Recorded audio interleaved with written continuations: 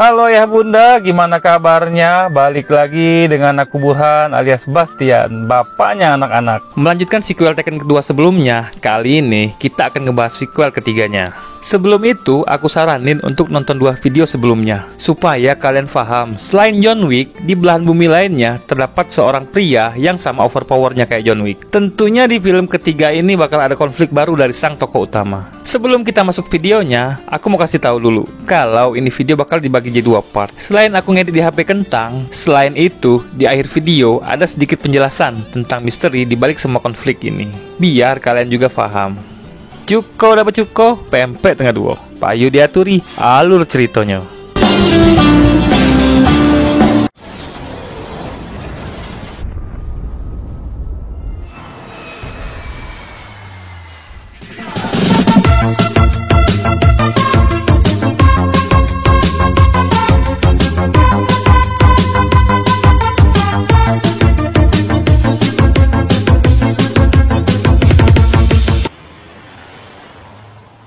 Film dibuka dengan memperlihatkan sepasang suami istri yang sedang berada di rumah. Di mana malam itu, tanpa si istri sadari, si suami didatangi oleh beberapa pria asing yang memaksanya untuk mengikutinya. I'm just gonna take the dog for a walk. Darling, are you okay? Okay. Ternyata pria tersebut dibawa ke kantornya sendiri, di mana di sana sudah ada bos mereka yang bernama Oleg Malenkov. Malenkov langsung menjelaskan maksud dan tujuan ia membawanya ke sana. Diketahui bos si pria malang tersebut memiliki hutang yang cukup banyak, di mana Malenkov meminta agar si pria membukakan berangkas bosnya untuk kemudian mengambil uang atas hutang si bosnya. Namun ternyata berangkas tersebut dalam keadaan kosong melompong. Malenkov yang kesal langsung membunuh si pria malang tersebut tepat di dalam berangkasnya. Yang jadi pertanyaannya, siapakah bos si pria malang tadi? Dan apa hubungannya dengan sang tokoh utama kita Brian? Oke, nanti kita cari tahu. Get in. Hello, my friend. It's Malenkov. Scene pun berpindah ke Brian yang terlihat sedang membeli sebuah boneka panda besar. Kimi sendiri terlihat sedang memegang sebuah test pack yang menunjukkan bahwa dirinya sedang mengandung. Tak lama Brian pun datang. Jadi dalam 3 sequel film Tekken, Kimi udah 2 kali ulang tahun dan Brian memberikan kado selalu tak sesuai ekspektasi Kimi. Di mana di situ terdapat kekasih Kimi yang bernama Jimmy dan mereka menjalani hidup dengan begitu bahagia. Saat malam, Brian didatangi Lenny yang sedang galau lantaran hubungannya dengan Stuart suaminya kini sedang berada di ambang kehancuran. Lenny pun sempat mengungkapkan penyesalannya tatkala dulu pernah memutuskan bercerai dengan Brian. Namun Brian dengan halus seolah menolak dan menghindari obrolan yang lebih intim. Sip om, mantap, jangan mau diajak balikan sama mantan om. Why do you have to be so damn honorable?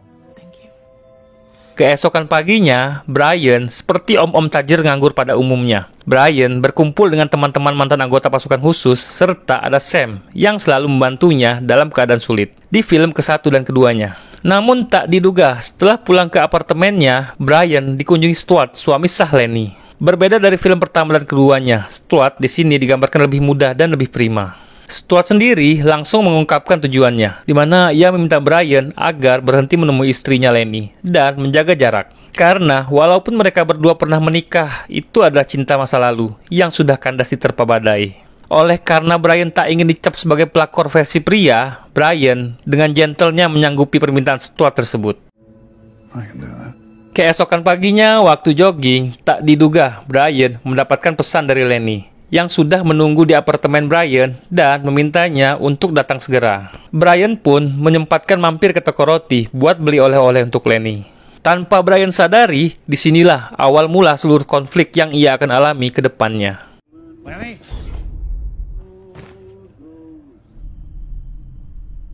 Sesampainya Brian di apartemennya, Brian dikejutkan dengan Lenny yang sudah tewas tepat di atas kasurnya.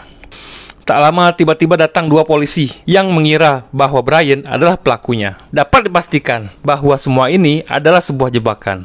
I didn't do this. Get your hands up! Your hands up! Sir, back away now! Dalam perasaan sedih bercampur emosi, Brian tetap fokus dan berhasil melumpuhkan kedua polisi tersebut untuk kemudian segera kabur dari sana.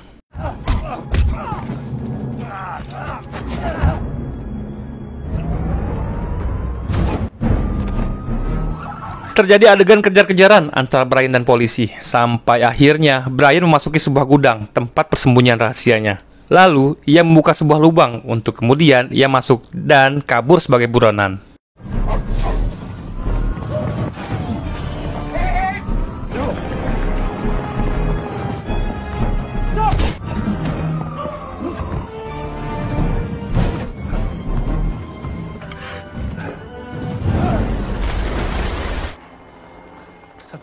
Sedih banget cuy, liat Brian sudah mantan istrinya meninggal, terus difitnah sebagai pembunuhnya, dan sekarang ia jadi buronan.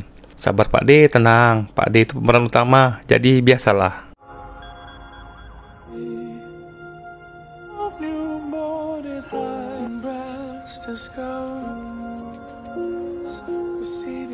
Kemudian, menggunakan telepon umum, Brian menelpon Kimmy dan menjelaskan tentang kematian ibunya, serta ia dituduh sebagai pelaku pembunuhnya. Brian pun meminta agar Kimmy untuk tidak mendengarkan perkataan orang lain, serta ia berjanji cepat atau lambat akan menemukan si pelaku. I love you. Sementara itu di apartemen Brian, kita diperkenalkan seorang karakter baru, seorang kepala polisi bernama Dozler, biasa dipanggil Donnie, sekaligus yang bertugas mengusut kasus kematian Lenny hingga akhir film. Donnie sendiri digambarkan sebagai seorang yang jenius dan sangat teliti. Itu dibuktikan saat dirinya memakan roti oleh-oleh Brian untuk Lenny, yang dari tadi belum dibuka. Kebetulan Donnie juga lagi lapar, karena kebiasaannya mengawali pagi dengan senyuman, bukan dengan sarapan. Tak cuman itu, Donnie pun menemukan sebuah jejak bekas tangan Brian dan menemukan sebuah lubang yang berada di bawah sebuah mobil. Donnie pun menyimpulkan bahwa Brian kabur melalui lubang tersebut dan Brian adalah orang yang begitu terlatih. Kembali ke Brian, Brian sendiri terlihat sedang menghubungi Sam yang menanyakan tentang markas rahasianya yang lama, di mana Brian langsung mendatangi markas tersebut dan mempersiapkan senjata untuk mencari pelaku pembunuhan Lenny. Di lain sisi, Donnie juga mempersiapkan pengejaran terhadap Brian. Di sini terungkap sedikit masa lalu Brian, di mana Donnie menjelaskan bahwa pada saat usia 21 tahun, Brian sudah berhasil bergabung dengan angkatan bersenjata. Dan hanya butuh waktu 2 tahun, Brian berhasil bergabung dengan kesatuan khusus. Itu membuktikan bahwa orang yang mereka kejar bukanlah orang yang sembarangan.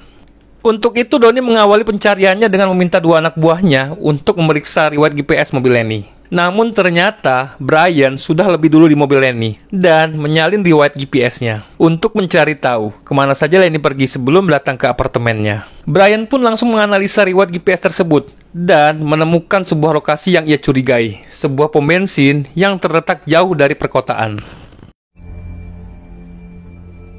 Sesampainya di pom bensin tersebut, Brian langsung menanyakan tentang Lenny pada mbak-mbak kasir. Oleh karena ia tidak mendapatkan jawaban, Brian pun dengan mengaku sebagai petugas polisi, ia meminta untuk diperlihatkan rekaman CCTV. Tak lama 2 anak buah Donnie pun datang dengan tujuan yang sama, yakni melihat rekaman CCTV, di mana mereka langsung meminta Brian untuk menyerahkan diri. Namun Brian yang belum menemukan petunjuk si pelaku, ia pun terus mengamati. Step out, buddy. Step out.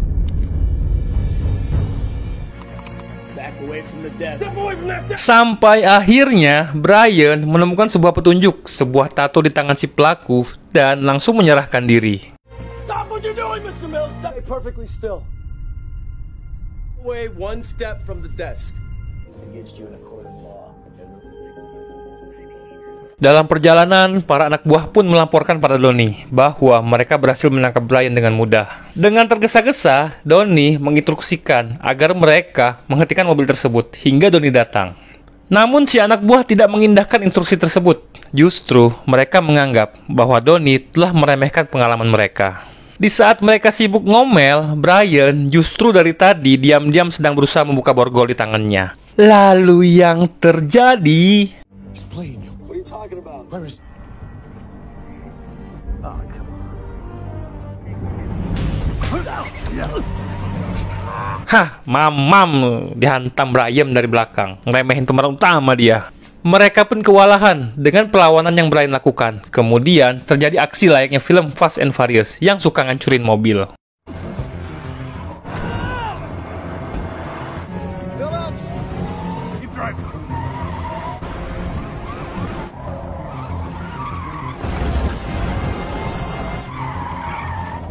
Keep...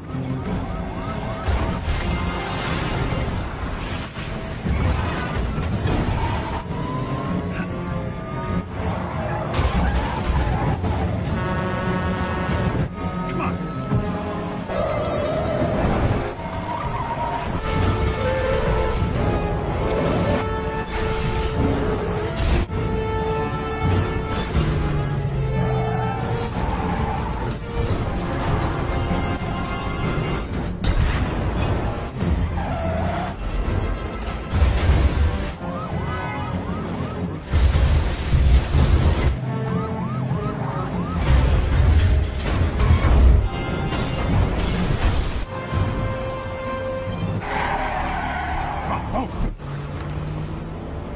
Setelah berhasil meloloskan diri dari kemelut mobil, Brian melepaskan si polisi untuk kemudian menyempatkan untuk mentransfer rekaman bukti si pelaku ke komputer mobil tersebut. Namun tak diduga, Brian diserang polisi untuk kedua kalinya. Kepalang kagok sambil nunggu transferan data selesai, ia justru meladeni mereka kebut-kebutan. Number 706.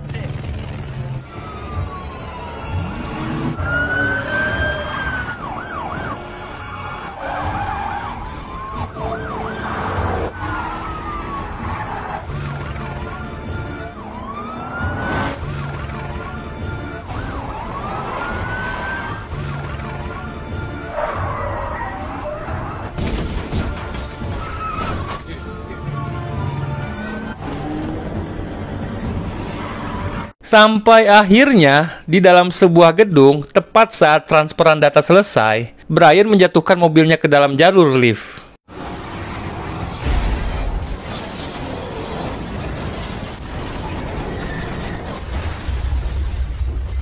Alhamdulillahnya saat di lantai dasar, Brian berhasil keluar, dan film dapat dilanjutkan.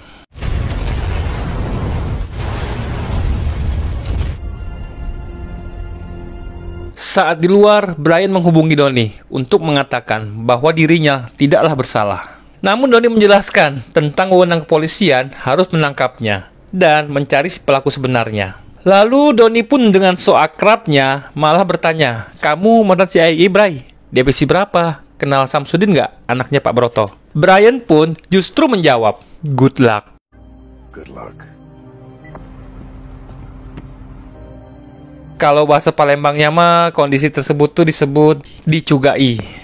Setelah itu, Donnie dan anak buahnya menganalisa video kiriman Brian. Sempat pesimis lantaran mereka tidak menemui apapun. Namun ketika Donnie lebih teliti menganalisanya, justru mereka dibuat tercengang tatkala melihat Lenny diculik sekelompok orang misterius.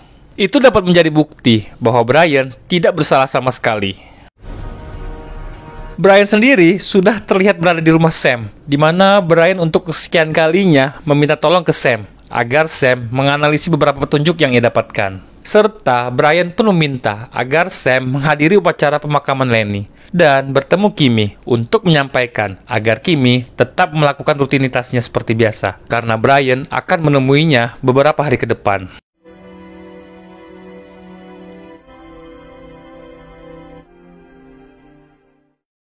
Esok harinya sebelum pergi kuliah, Kimi menyadari bahwa dari luar ada satu orang polisi yang selalu memperhatikannya dan membuntutinya ketika di perjalanan menuju kampus. Namun saat mampir di Alfamart untuk membeli minuman kesukaannya, Kimi mendekati pria tersebut dan mengatakan, Asshole.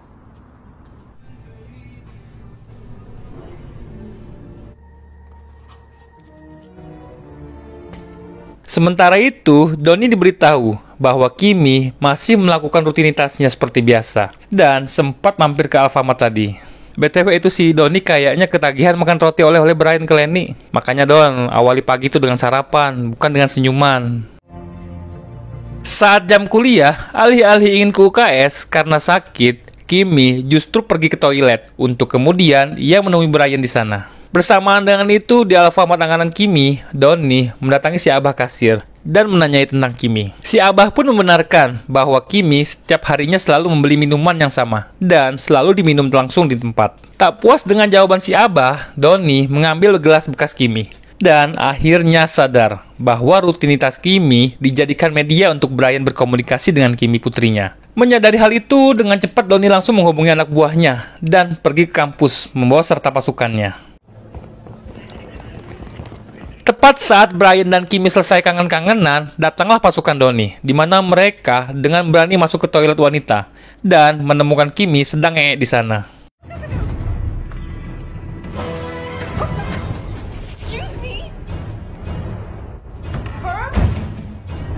Sadar bahwa Brian kabur, Donnie langsung ngeblok seluruh pintu kampus. Bukan Brian namanya kalau bisa ditangkap dengan mudah. Brian dengan sebuah granat kecil yang membuat seisi kampus panik, sehingga ia berhasil kabur dengan mudah.